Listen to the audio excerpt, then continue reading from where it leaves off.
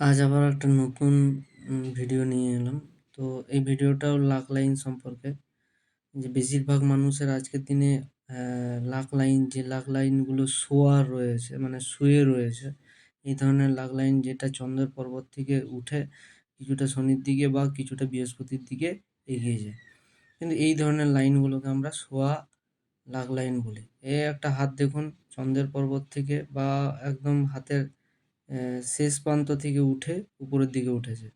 এবার এখানে একটা দেখুন দুটো হচ্ছে সবুজ লাইন কেটে, কেটে গেছে।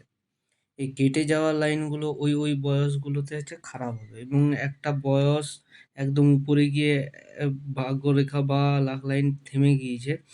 অর্থাৎ ওইটা ৪৫ বা ৪৬ বছর বয়সে ওনার ভাগ্য ওখানে বা ওনার কর্ম স্টপ হয়ে যাবে। তো এইটা বোঝায়। ওই লাক লাইনটা ওইরকম জায়গায় গিয়ে বসে থাকলে। আর বিশেষ করে যাদের হচ্ছে শোয়া ভাগ্যরেখা হয়, মানে শুয়ে রয়েছে এরকম ভাগ্যরেখা তাদের ক্ষেত্রে বেশি করে ফলপ্রসূ হয় এই কাট লাইনগুলো। বা এরপরে একটা হাত দেখুন, এই হাতেও হচ্ছে যে শোয়া ভাগ্যরেখা। তো কিছুটা হেলে রয়েছে, সোজাসুজি উঠেনি। কিছুটা হেলে রয়েছে জীবনরেখার দিকে। এই ধরনের ভাগ্যরেখাগুলোই বেশি প্রবলেমফুল। তো আগে বলেছি।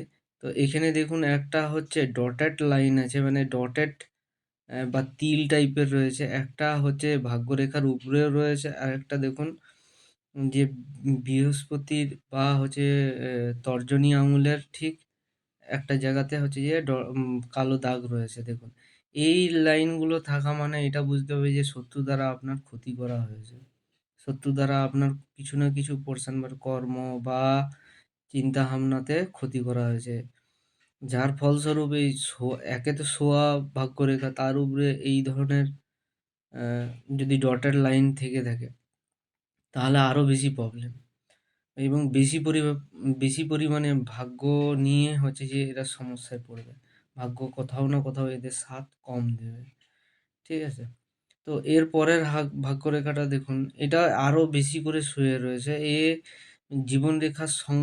জীবনরেখা যেরকমভাবে শুয়ে রয়েছে সেরকমভাবে হেলে উপরের দিকে উঠেছে। এক তো শোয়া ভাগ্যরেখা যাদের হয় তাদের কর্ম বেশি করে করতে হয় এবং বা হচ্ছে কোনো কারণবশত এদের ভাগ্যকে জাগাতে হয়। অ্যান্ড দেন তারপরে এইসব ভাগ্যরেখার মধ্যে কাট লাইন বা হচ্ছে ভাগ্যরেখা যদি ছাড়া, ছাড়া হয়ে যায়, অর্থাৎ কেটে ছাড়া, ছাড়া হয়ে গেছে। এইখানে দেখুন মাঝখানে কেটে গিয়ে হচ্ছে ফাঁকা হয়ে গেছে। তো এইসব জিনিস যদি থেকে থাকে তাদের কিন্তু ভাগ্যে প্রচুর পরিমাণে প্রবলেম। মানে ওই যে স্থানটাই ছাড়া হয়ে গেছে, ওই স্থানে ওনার কর্ম চলে যেতে পারে বা কর্ম থাকতে নাও পারে। এরকমভাবেই মোটামুটি যাদের ভাগ্য রেখা আছে তাদেরকে কর্ম হয় খুব বেশি পরিমাণে করতে হবে তবে গিয়ে ভাগ্যের ফলাফল পাবে।